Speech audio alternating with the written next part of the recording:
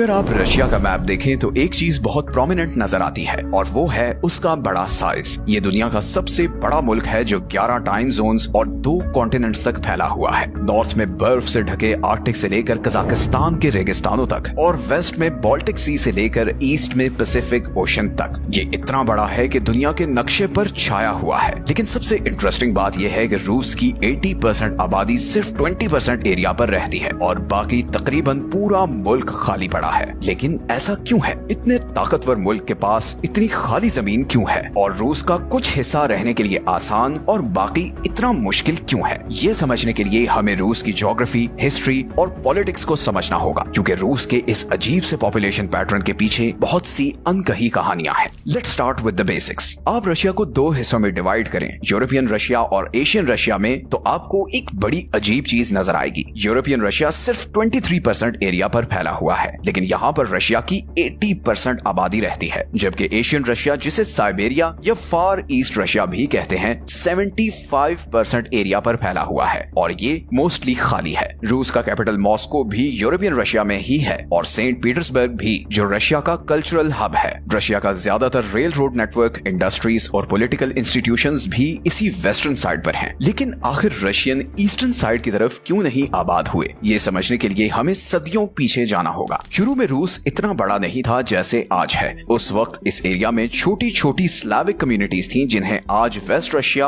और यूक्रेन कहते हैं। ये कम्युनिटीज दरियाओं के पास थी और यहाँ जमीन भी फर्टाइल थी और मौसम भी बहुत अच्छा था। लेकिन यूरल माउंटेन रेंज के दूसरी तरफ हालात बहुत डिफरेंट थे। जब रशियन एम्पायर ने एक्सपैंड करना शुरू किया तो उसने लोगों को ईस्टर्न साइड पर आबाद करने की कोशिश की, मगर वहाँ जिंदगी गुजारना बहुत मुश्किल था, क्योंकि साइबेरिया अपने शदीद ठंडे मौसम की वजह से मशहूर है। यहाँ पर बर्फ ही बर्फ है। अब यूरोप में जैसे नदियों के इर्द गिर्द आसानी से शहर बन गए थे, साइबेरिया में ऐसा होना मुश्किल था, क्योंकि यहाँ सख्त सर्दी थी और उगता भी कुछ नहीं था। लेकिन फिर सोवियत यूनियन के दौर में चीजें बदलना शुरू हुई। जब सोवियत यूनियन 20वीं सेंचुरी के शुरू में पावर में आए तो उसके लीडर्स ने डेवलपमेंट और आबादी को ईस्टर्न साइड पर फैलाने का प्लान बनाया, स्पेशली साइबेरिया और फार ईस्ट रशिया में। लेकिन इस दफा लोगों की मर्जी पूछने के बजाय गवर्नमेंट ने उन्हें जबरदस्ती वहां भेजना शुरू किया। जोसेफ स्टालिन की हुकूमत में 1920s से लेकर 1950s तक लाखों लोगों को ईस्टर्न साइड पर भेजा गया। इनमें से कुछ तो पॉलिटिकल प्रिजनर्स थे जिन पर गवर्नमेंट के खिलाफ बोलने का इल्जाम था, और कुछ तो सिंपल शहरी थे जो वहां पर मजदूरी के लिए भेजे गए थे, और कुछ लोगों को तो गुलैग्स बनाकर भेजा गया जो इंतहाई ठंडे इलाके में मौजूद प्रिजन कैंप्स थे।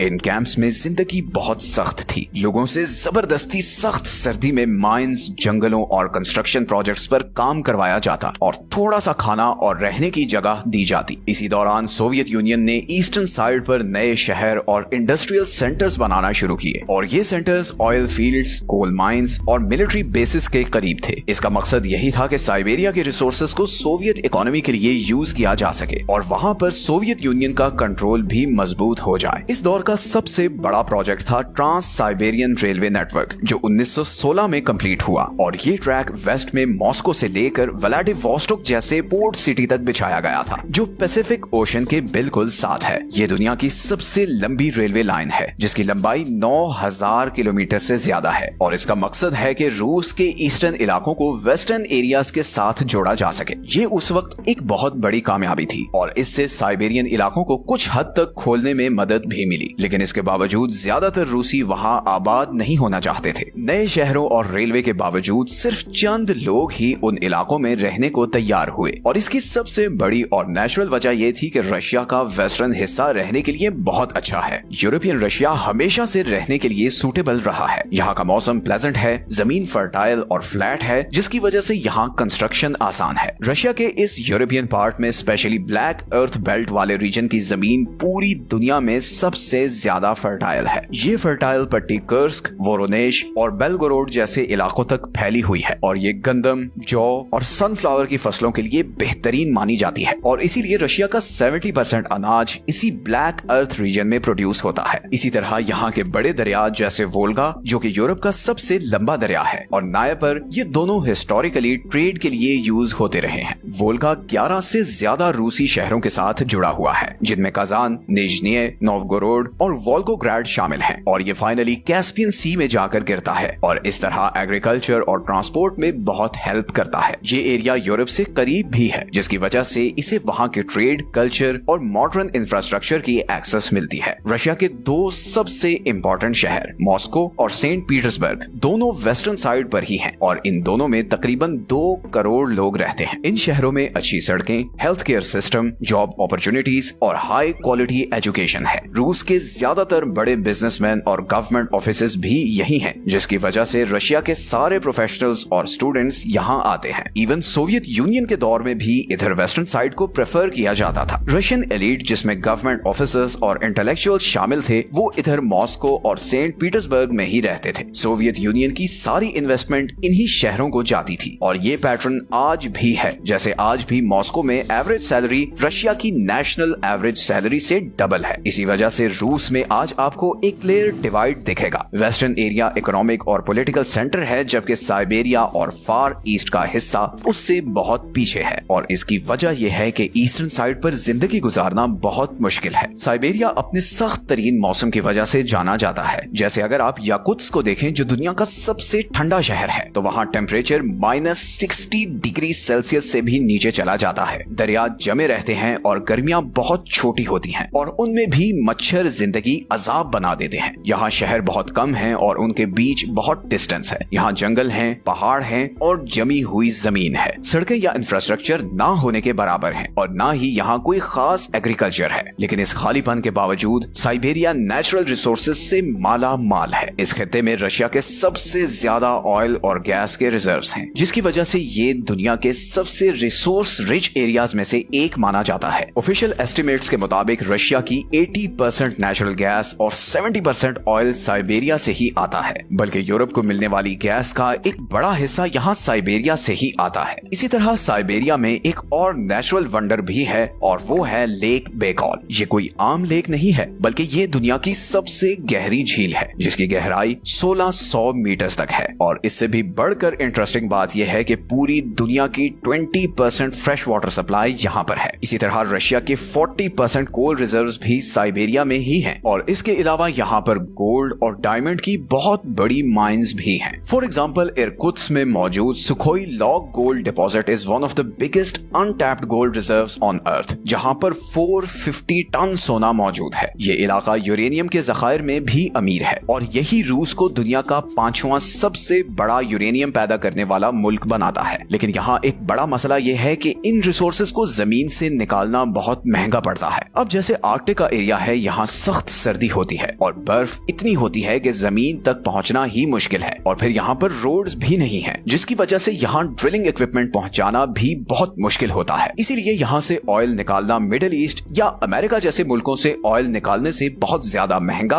और मुश्किल काम है। इतनी टफ कंडीशंस की वजह से जो लोग भी साइबेरिया में रहते हैं, मोस्टली वो होते हैं जिनकी ऑयल, गैस या माइनिंग इंडस्ट्री में जॉब्स होती हैं। इधर जिंदगी बहुत मुश्किल है क्योंकि यहाँ शहर बहुत दूर दूर हैं और फिर बीच में जंगल है, बर्फ है और मौसम भी शदीद ठंडा है। इसीलिए जब जॉब खत्म होती है तो लोग ये इलाका छोड़ देते हैं और इसीलिए आपको साइबेरिया में बहुत से घोस्ट टाउन्स भी नजर आएंगे। रशियन गवर्नमेंट ने इस मसले को हल करने की बहुत कोशिश की है। उन्होंने लोगों को मुफ्त जमीन, कम टैक्सेस और इवन पैसे का लालच भी देने की कोशिश की ताकि वो ईस्टर्न साइड पर जाएं, लेकिन ज्यादातर लोग मना कर देते हैं और वजह सिंपल है, यहाँ सख्त सर्दी है, शहर बहुत दूर हैं और बेसिक नेसेसिटीज जैसे कि स्कूल, हॉस्पिटल और इवन इंटरनेट भी मुश्किल से मिलता है। Life is just too difficult here. इस अजीब से पॉपुलेशन पैटर्न की एक और वजह ये भी है कि रशिया की गर्म समुद्रों तक लिमिटेड एक्सेस है और ये चीज उसकी इकोनॉमी, ट्रेड और मिलिट्री के लिए हमेशा से एक बड़ी प्रॉब्लम रही है। रशिया की ज्यादातर कोस्ट लाइन या तो सारा साल जमी रहती है या फिर ग्लोबल शिपिंग राउट से बहुत दूर है। रशिया के नॉर्थ में आर्कटिक ओशन है, लेकिन ये समुद्र साल में 9 महीने तो जमा रहता है, जिसकी वजह से यहाँ ट्रेड होना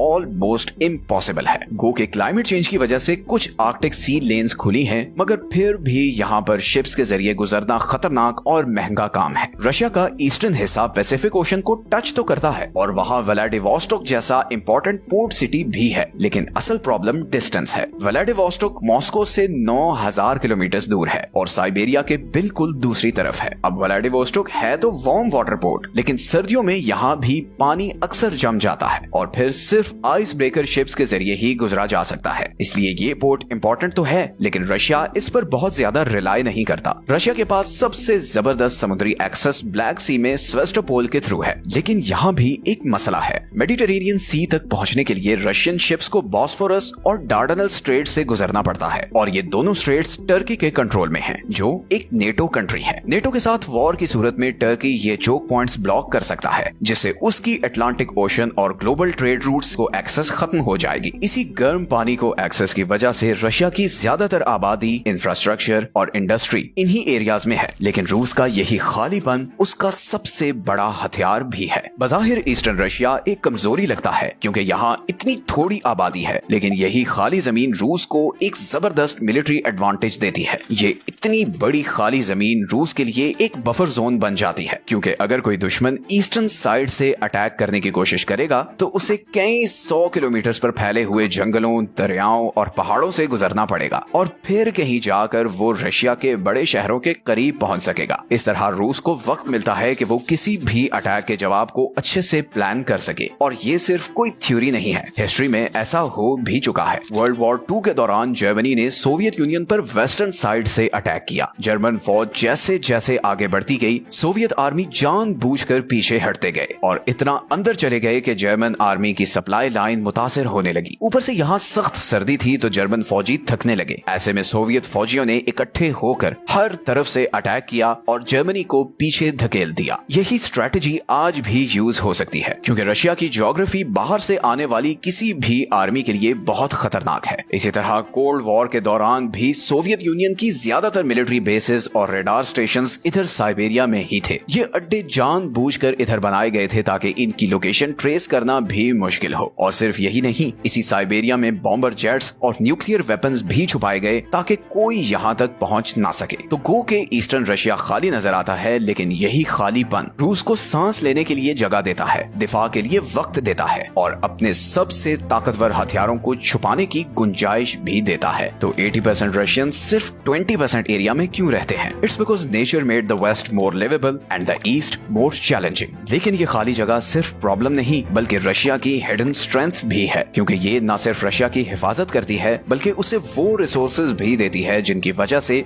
वो एक वर्ल्ड सुपर पावर बन जाता है। आज टेक्नोलॉजी और ट्रांसपोर्ट बेहतर हो चुकी है। मॉस्को से व्लादिवोस्टोक के बीच फ्लाइट सिर्फ 8 घंटे लेती है। इंटरनेट कनेक्शंस पूरे मुल्क में फैले हुए हैं, but still the basics of daily life don't change. यूरोपीय रूस में शहर करीब करीब हैं, ट्रेनें तेज हैं, दुकानें भरी हुई हैं और स्कूल, अस्पताल, सड़कें सब कुछ बेहतर है। ईस्टर्न रशिया में नोवोसिबिर्स्क और येकाटेरिनबर्ग जैसे बड़े शहरों में सहूलियात तो हैं, मगर जैसे ही आप थोड़ा और ईस्ट की तरफ जाते हैं तो हालात खराब होते जाते हैं। बहुत से नौजवान पढ़ाई या नौकरी के लिए ये ईस्टर्न साइड से आते हैं, फिर दोबारा कभी वापस नहीं जाते। इस ईस्टर्न साइड पर बर्थ रेट भी कम है और बूढ़े ज्यादा हैं, जिसकी वजह से जहां वेस्टर्न साइड की आबादी बढ़ती जा रही है, वहीं ईस्टर्न साइड मजीद खाली होता जा रहा है, डिस्पाइट द फैक्ट कि ये एरिया रिसोर्सेज से माला माल है। आखिर में रशिया है तो एक जायंट, लेकिन ये ऐसा जायंट है जो एक टांग पर खड़ा है। इसकी सारी पावर और तरक्की वेस्टर्न साइड पर है, जबकि ईस्टर्न साइड का फ्यूचर अनसर्टन है। वीडियो अच्छी लगी है तो इसे लाइक और चैनल को सब्सक्राइब कर लें। मिलते हैं नेक्स्ट वीडियो में, अपना ख्याल रखें। अल्लाह हाफिज।